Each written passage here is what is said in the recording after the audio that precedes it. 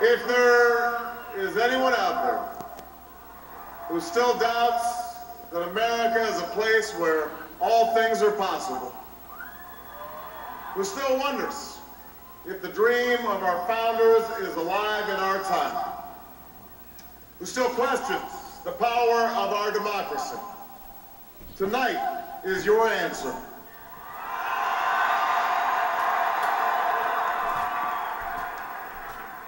It's the answer told by lines that stretched around schools and churches in numbers this nation has never seen, by people who waited 3 hours and 4 hours, many for the first time in their lives, because they believed that this time must be different, that their voices could be that difference.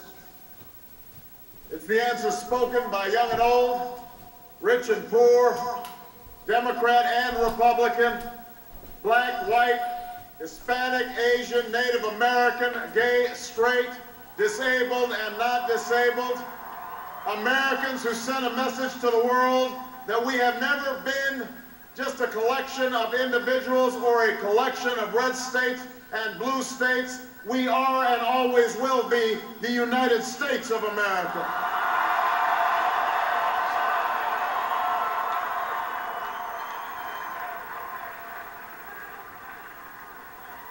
It's the answer that led those who've been told for so long by so many to be cynical and fearful and doubtful about what we can achieve, to put their hands on the arc of history and bend it once more toward the hope of a better day.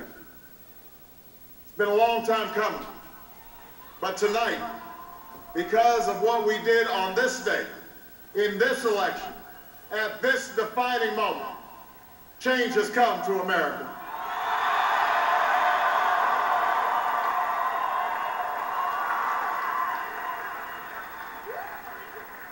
A little bit earlier this evening, I received an extraordinarily gracious call from Senator McCain. Senator McCain fought long and hard in this campaign, and he's fought even longer and harder for the country that he loves. He has endured sacrifices for America that most of us cannot begin to imagine.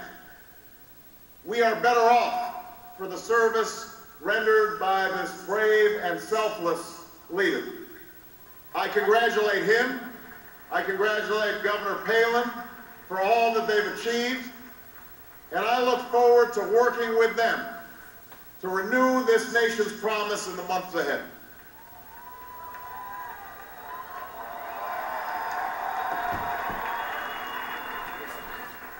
I want to thank my partner in this journey, a man who campaigned from his heart and spoke for the men and women he grew up with on the streets of Scranton and rode with on the train home to Delaware, the Vice President-Elect of the United States, Joe Biden.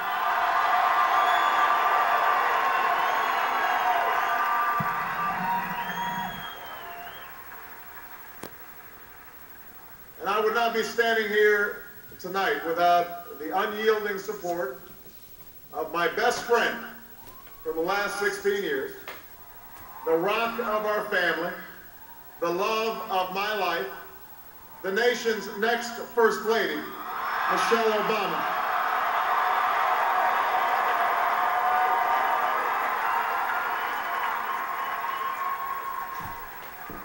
Sasha and Malia, I love you both more than you can imagine, and you have earned the new puppy that's coming with us to the White House.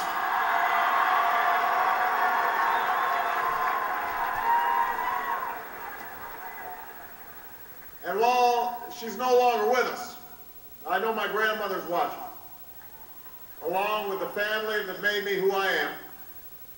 I miss them tonight. I know that my debt to them is beyond measure. To my sister Maya, my sister Alma, all my other brothers and sisters, thank you so much for all the support that you've given me. I'm grateful to them.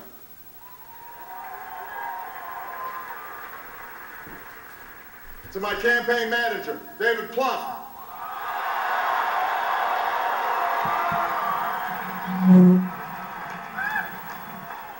the unsung hero of this campaign, who built the best political campaign, I think, in the history of the United States of America. To my chief strategist, David Axelrod, who's been a partner with me every step of the way. To the best campaign team ever assembled in the history of politics, you made this happen, and I am forever grateful for what you sacrificed to get it done. But above all, I will never forget who this victory truly belongs to. It belongs to you. It belongs to you. I was never the likeliest candidate for this office. We didn't start with much money or many endorsements. Our campaign was not hatched in the halls of Washington. It began in the backyards of Des Moines, in the living rooms of Concord, and the front porches of Charleston. It was built by working men and women who dug into what little savings they had to give $5 and $10 and $20 to the cause. It grew strength from the young people who rejected the myth of their generation's apathy, who left their homes and their families for jobs that offered little pay and less sleep. It drew strength from the not-so-young people who braved the bitter cold and scorching heat to knock on doors of perfect strangers, and from the millions of Americans who volunteered and organized and proved that more than 2 centuries later, a government of the people, by the people, and for the people has not perished from the earth. This is your victory.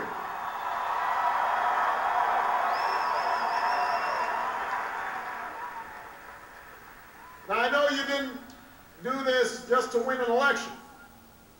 I know you didn't do it for me. You did it because you understand the enormity of the task that lies ahead. For even as we celebrate tonight, we know the challenges that tomorrow will bring are the greatest of our lifetime. 2 wars, a planet in peril, the worst financial crisis in a century. Even as we stand here tonight, we know there are brave Americans waking up in the deserts of Iraq and the mountains of Afghanistan to risk their lives for us. There are mothers and fathers who will lie awake after their children fall asleep and wonder how they'll make the mortgage, or pay their doctor's bills, or save enough for their child's college education. There's new energy to harness, new jobs to be created, new schools to build, and threats to meet, alliances to repair. The road ahead will be long. Our climb will be steep. We may not get